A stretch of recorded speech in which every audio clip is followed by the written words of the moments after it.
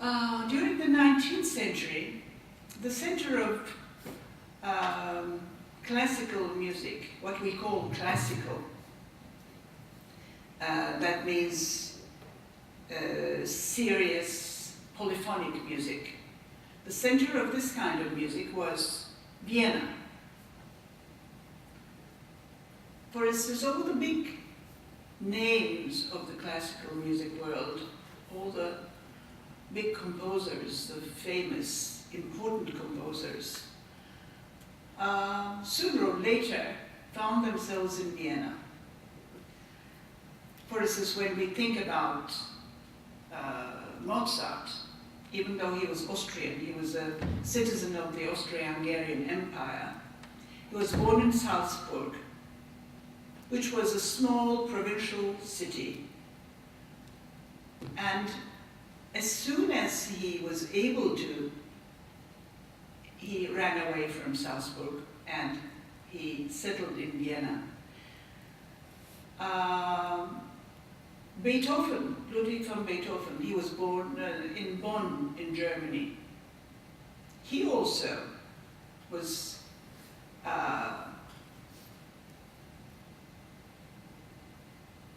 able to travel, or he was persuaded to go to Vienna to open his horizons, musical horizons, his artistic horizons in Vienna.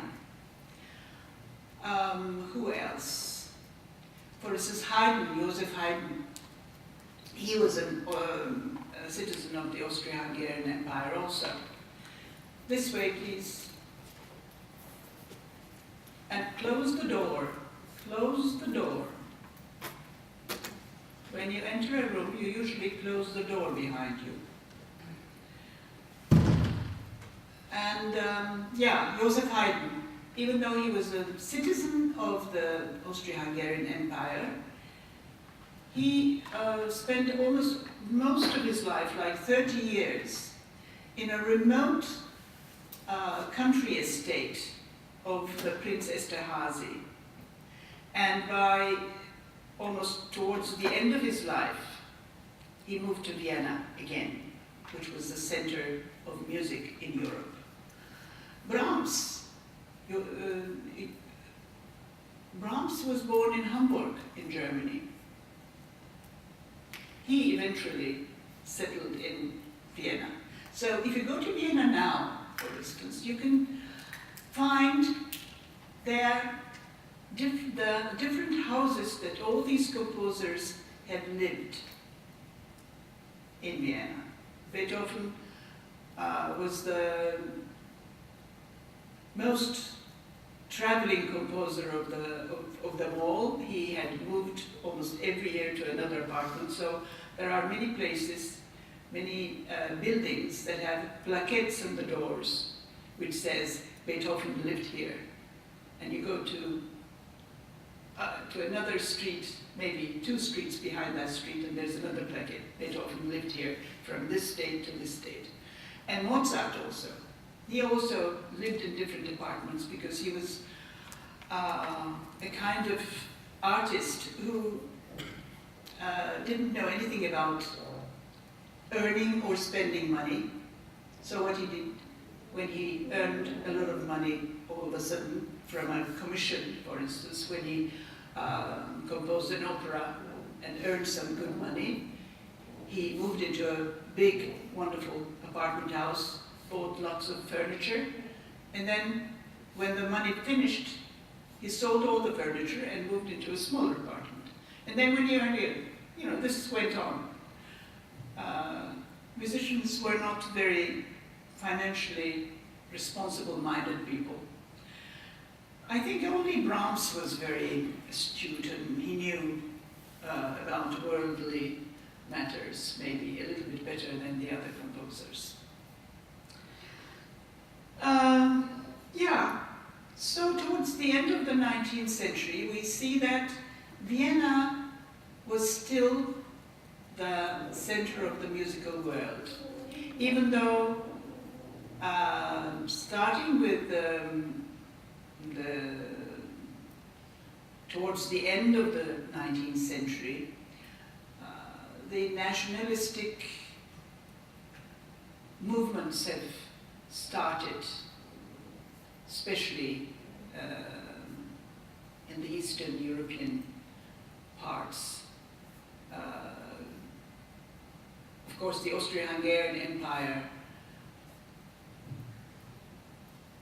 had in itself lots of different ethnical groups living in different parts of the empire. So all these different ethnic groups, ethnic nationalities have become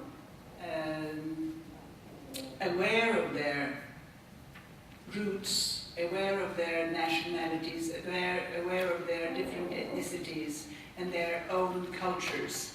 So there was, the turmoil had already started towards the end of the 19th century. There's also a phenomena which is called the turn of a century. I think we also went through the same experience when we entered the 21st century. I think the 21st century is a different century, especially for people like me who were born way quite early in the 20th century. 21st century is quite different for us. Everything has changed. For instance, we don't write with pen and pencil anymore too much, right? We don't use, what shall I say, for instance? Yeah, we use cell phones, which were unthinkable during my youth. Cell phones, my God. I mean, even real, I call real, even, you know, the regular telephones were a rarity. You know, when I was a child, for instance, people, my friends will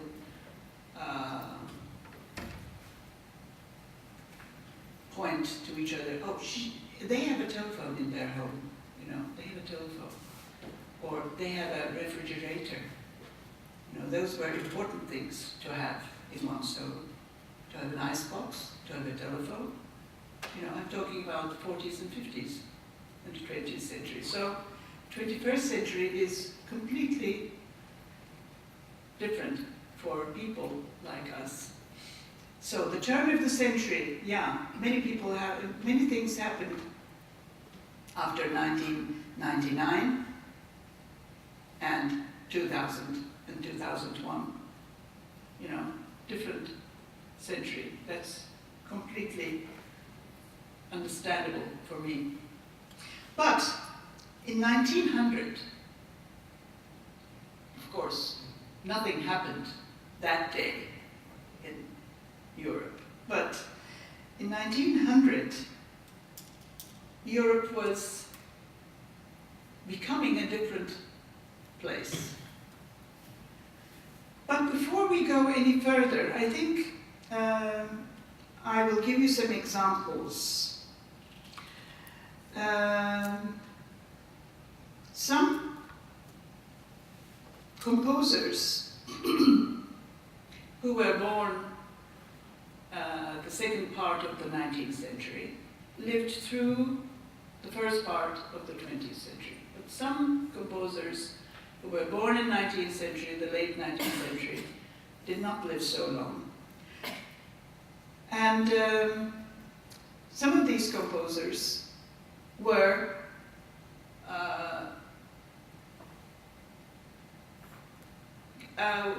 they were composers who were creators of the 19th century. All through their lives, even though they had lived a long time during the 20th century. And one of these composers was Richard Strauss. Richard Strauss was considered a late romantic composer. But funny enough, he made jump in his compositional ideas. In the beginning, right at the beginning of the 20th century, he composed 2 operas. One was Salome. It's about the daughter of Agamemnon, who was a great soldier who fought the Trojans. Remember Agamemnon? Okay, now you remember because you've seen the film. Troy. Good, that's good. Agamemnon, after his success in destroying Troy, goes back to his home, where his wife has been waiting for him years and years and years, Clytemnestra. She waits, but during that time, she has a lover by the name of Aegisthus. And when Agamemnon comes back, she was not very happy. So Clytemnestra and her lover kill Agamemnon. Okay? You know, most Greek tragedies are very bloody. I have to tell you that. There is a lot of murder and blood going on. Agamemnon and Clytemnestra had 2 daughters and 1 son. One of the daughters' name was Electra. Electra was in love with her father. So if you know anything about psychology, there is something called Electra syndrome. That's the source of the liver syndrome. Exactly. Oedipus complex, Electra complex. Electra complex means that girls being in love with their father. Oedipus complex means that boys are in love with their mothers. That's very Freudian, of course.